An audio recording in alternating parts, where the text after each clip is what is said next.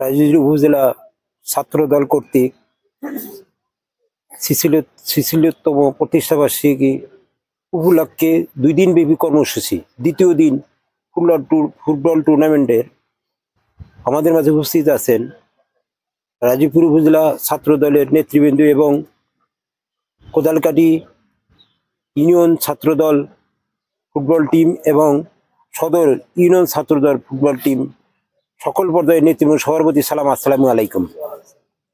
আসলে সত্যি ভালো লাগছে আমার, এই জন্যেই যে আমি গতকালের প্রোগ্রামটা এত অভিভূত হয়েছি যে এ যাবতে ছাত্র দলের এত সুন্দর কর্মসূচি আর এত সুন্দর উপস্থিতি এর আগে কোনোদিনও আমরা লক্ষ্য করিনি।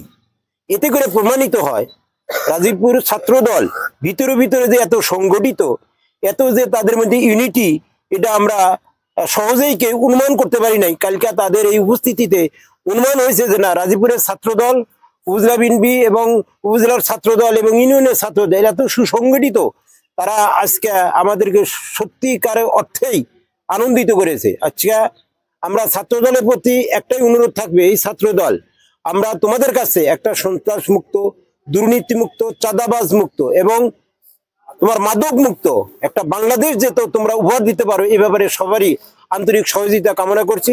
সেই সঙ্গে আজকের এই ফুটবল টুর্নামেন্টের শুভ উদ্বোধন ঘোষণা করছি।